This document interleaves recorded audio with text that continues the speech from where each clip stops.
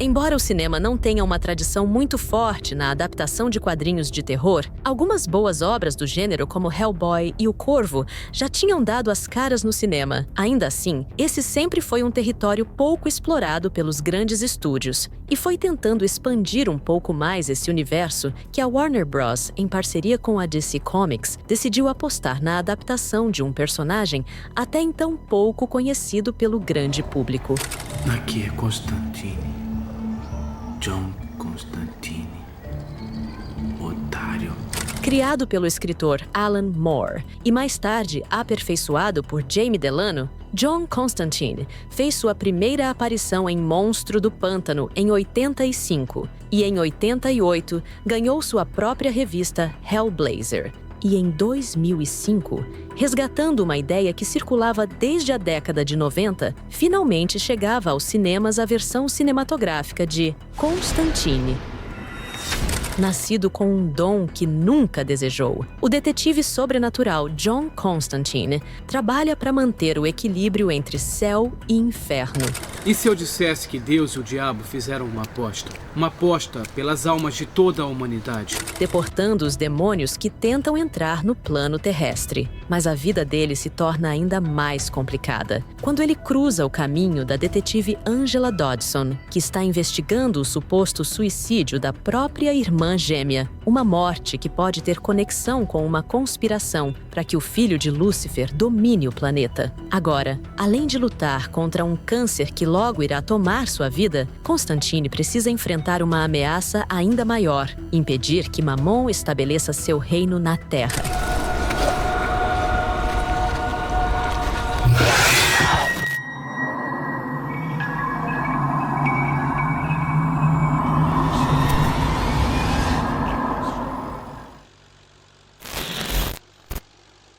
Ser totalmente fiel a uma obra original nem sempre significa qualidade. Mesmo assim, o público, principalmente os fãs mais apaixonados, costumam usar esse critério como base para avaliar qualquer adaptação. Mas existem casos em que, mesmo se afastando do material original, um filme consegue criar sua própria identidade, conquistar novos públicos e, eventualmente, agradar até parte dos fãs mais exigentes. E poucos exemplos ilustram isso tão bem quanto Constantine.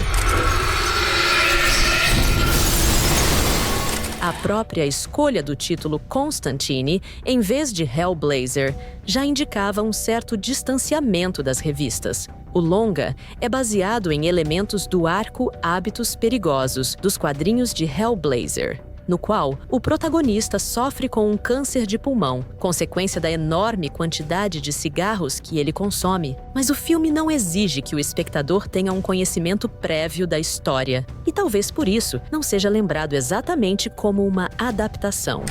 Nem sempre é como nos livros. E a responsabilidade de traduzir a complexa mitologia de Constantine para o cinema ficou a cargo de Francis Lawrence. Apesar de ser o primeiro longa-metragem do diretor, Lawrence já tinha uma carreira consolidada dirigindo videoclipes de grandes artistas da música, como Aerosmith e Lady Gaga.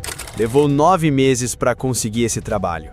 Eu trabalhava com videoclipes e precisava convencer os produtores de que eu daria conta de fazer um filme. E minha última reunião seria com o Keanu, mas ele já tinha dito que não queria um diretor de videoclipes. Então...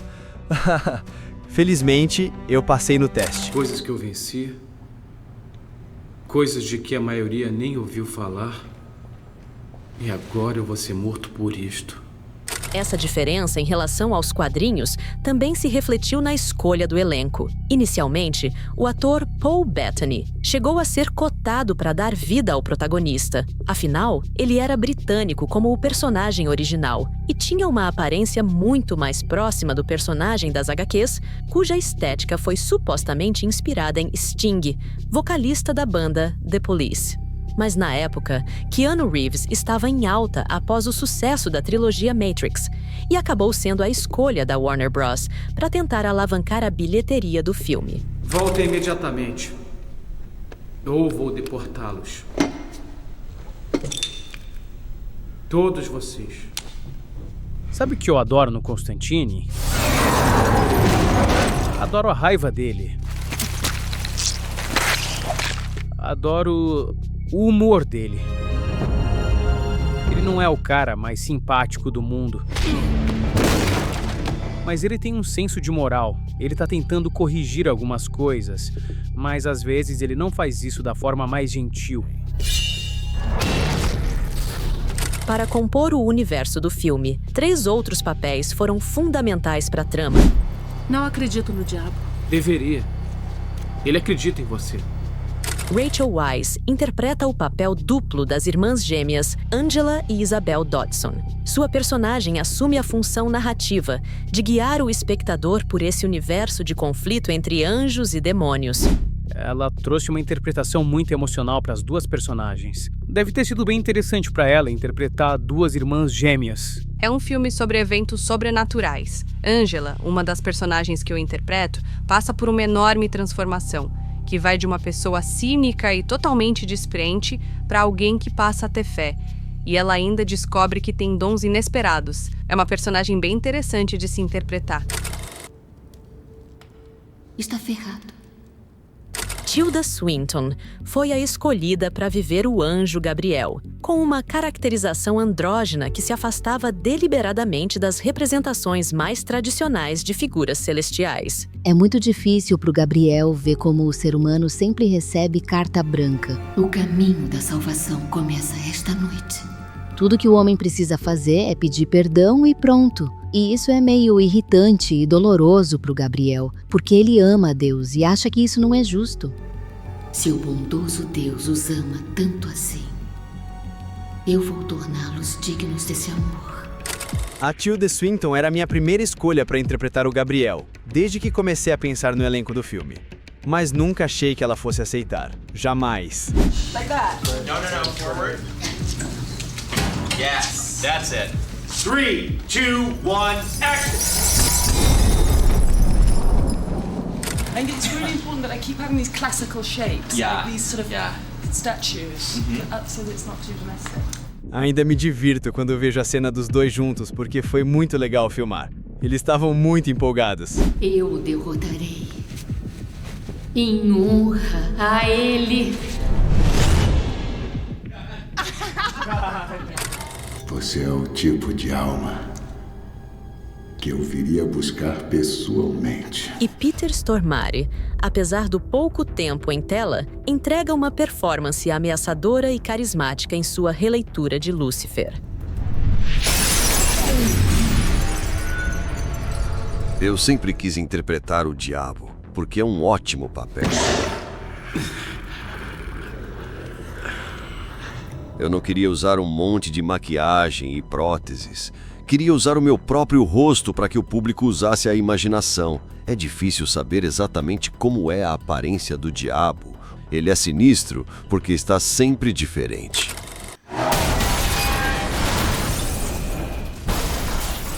Durante todo o filme, a equipe de produção usou uma mistura de efeitos práticos e digitais. E um ótimo exemplo disso acontece logo na cena inicial. You're basically going to walk with that little wedge that's dug in the ground and walk straight out. And then what we do is we do another version of that shot with the car hitting that steel post, and then all that stuff gets erased. Para criar o efeito do carro colidindo com o homem que encontra a lança do destino, um trecho de pouquíssimos segundos em tela, a produção precisou de 2 dias inteiros de gravação. Primeiro, um tubo de aço, que seria removido na pós-produção, foi posicionado no chão. A ideia era que um carro sem motor e movido a propulsores de ar colidisse diretamente contra o tubo. A batida seria tão violenta que nem sequer um dublê poderia estar no veículo, sendo então usado um boneco articulado para representar o motorista. 3, 2, 1, go!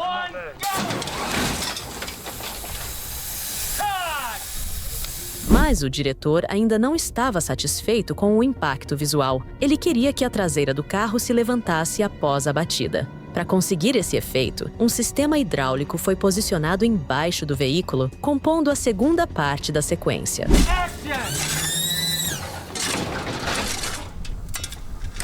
Por acaso tem mais alguma coisa para mim? Durante o filme, Constantine utiliza diversos itens que remetem à Bíblia e ao cristianismo. Cada um deles foi construído pela equipe de efeitos com uma riqueza de detalhes que pode passar despercebida. Ampolas de água benta do Rio Jordão. As granadas de água do Rio Jordão, local onde Jesus foi batizado, foram feitas com enfeites de Natal preenchidos com água. No entanto, na cena em que Constantine as arremessa no rosto de Baltazar, elas foram substituídas por pequenas bexigas d'água, por questões de segurança.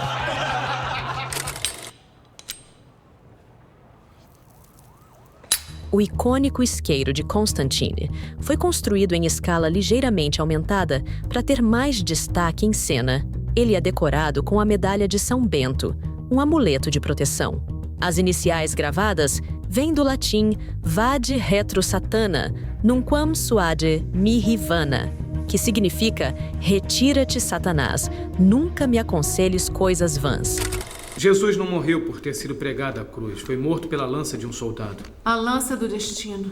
O principal artefato do filme foi criada com base na lenda da arma que um soldado romano usou para perfurar o corpo de Cristo na cruz. Como detalhe, a produção adicionou um cravo em sua base, uma referência à coroa de espinhos cravada em Jesus.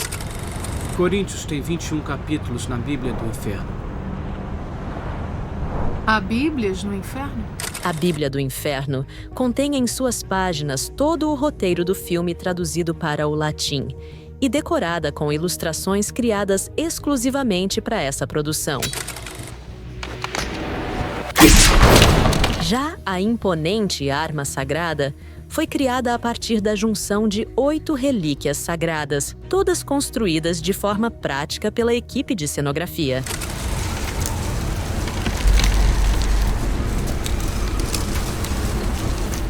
Querendo fugir de uma visão caricata do inferno, que já havia sido explorada exaustivamente no cinema, a proposta conceitual era criar a aparência de uma explosão nuclear em seu momento inicial, mas congelada num looping eterno. Para materializar essa visão, foi usada uma mescla de técnicas. Elementos reais, como carcaças de carros e destroços, foram posicionados num cenário construído com fundo verde. Ventiladores gigantes criavam a sensação do vento constante da explosão, enquanto a finalização visual, com múltiplas camadas de poeira, ferrugem e fogo digital, dava o toque final de desolação.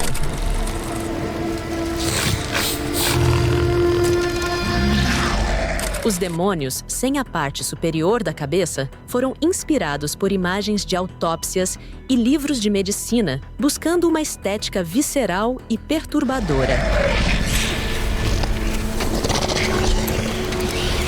Alguns deles foram construídos como animatrônicos, para interagir de forma prática com Keanu Reeves no set.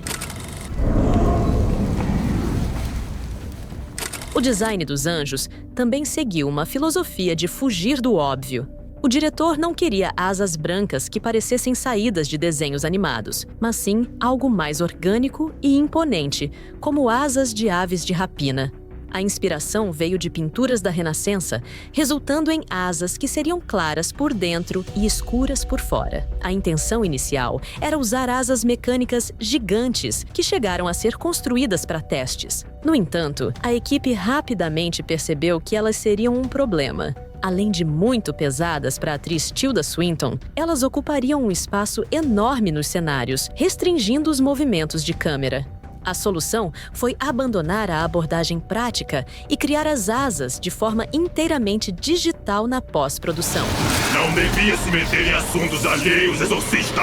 Um dos demônios mais memoráveis é o Homem-Verme, uma criatura cuja forma é composta por centenas de insetos, ratos e cobras. A sequência foi criada quase inteiramente com computação gráfica, mas a execução exigiu uma coreografia precisa no set. Um dublê vestiu um traje de captura de movimentos para contracenar diretamente com Keanu Reeves, servindo como referência física para o ator. Por conta disso, Keanu precisou gravar cada cena 2 vezes, uma com o dublê e outra atuando sozinho, para que a inserção do personagem digital fosse feita na pós-produção. E para garantir a segurança na parte final da luta, quando ela se estende para a avenida, até mesmo os carros passando em alta velocidade foram adicionados digitalmente. Não sei, estou sentindo.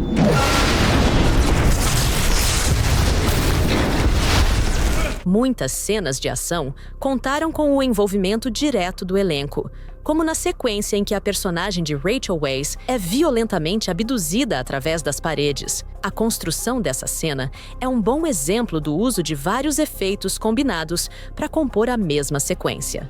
Uma parte foi filmada com a própria atriz suspensa por cabos em frente a uma tela verde. Like as wild and stuff here. I am just a ragdoll. Para criar o rastro de destruição pelos escritórios, a equipe construiu cenários em miniatura para que fossem destruídos de verdade. Por fim, uma réplica em miniatura da atriz foi usada especificamente no trecho mais violento da cena.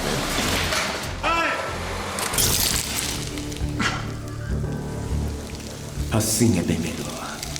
Ao natural. As maquiagens de efeitos também foram bastante utilizadas no filme, como na cena em que Baltazar tem o seu rosto deformado por água benta. Para compor esse visual, o ator Gavin Rossdale, também conhecido por ser o vocalista da famosa banda de rock Bush, precisou passar por um processo de maquiagem que levava em média 4 horas para ser concluído.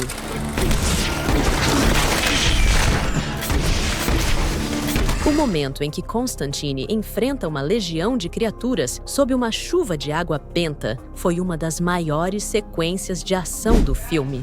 3, 2, 1, go! A cena envolveu movimentos coreografados, exaustivamente ensaiados e diversos dublês sendo puxados por cabos.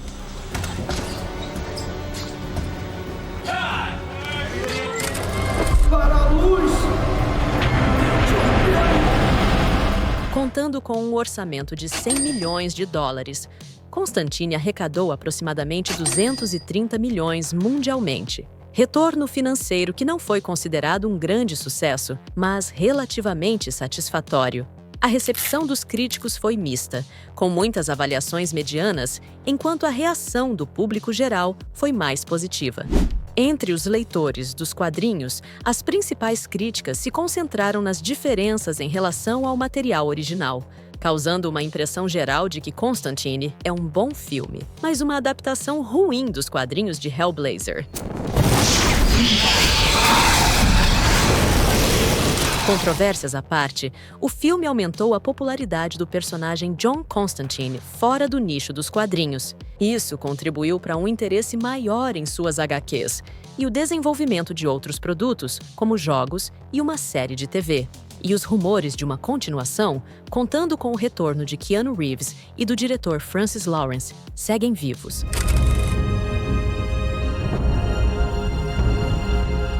Se você gosta deste tipo de conteúdo, não esqueça de deixar seu like, se inscrever no canal e ativar as notificações. Nos vemos no próximo vídeo. Até mais!